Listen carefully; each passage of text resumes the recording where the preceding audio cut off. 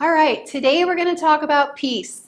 And there's actually so much good stuff on peace that I'm sure it's going to be at least 2 weeks.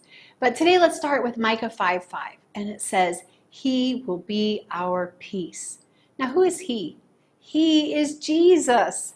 And you may wonder how I know that it's Jesus, because the prophet Isaiah said in Isaiah 9:6, His name will be called Wonderful, Counselor, Mighty God, Everlasting Father, and the Prince of Peace. He's talking about Jesus.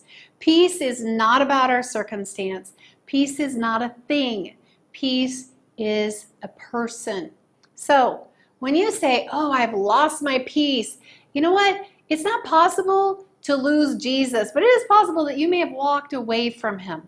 But Jesus is not like your phone, that you may put it somewhere and you may forget where it is.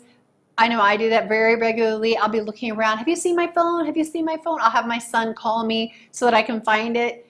But Jesus is not like our phone, okay? Even a mother, would she lose her newborn baby? Of course not. Because the mother would what? Hold it close to her heart, cherish it, fight for it.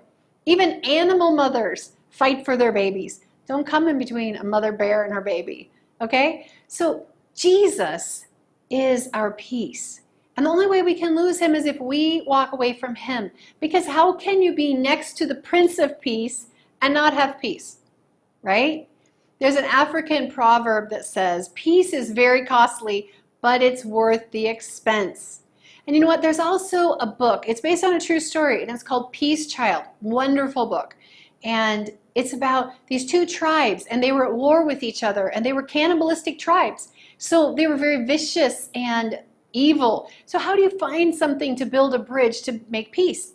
So what happened was these two chiefs from each village gave their newborn baby son to the opposite chief to raise. And as long as their son was healthy and well, the two tribes lived in peace. So along came a missionary and they saw this happen and they realized what a perfect opportunity to explain Jesus. And so they said, Jesus is God's peace child. And so many of the people gave their life to the Lord, especially the chief and the chief's wife. Why? Because they knew the personal sacrifice of having just given their own son away and how this God had given his son. So, going the second mile, I want to ask you, are you holding on to your peace? And what does that mean? Are you staying next to Jesus? Are you keeping Jesus, the Prince of Peace, close to you? Are you fighting for him? Because you know what? If you don't have Jesus, you don't have peace.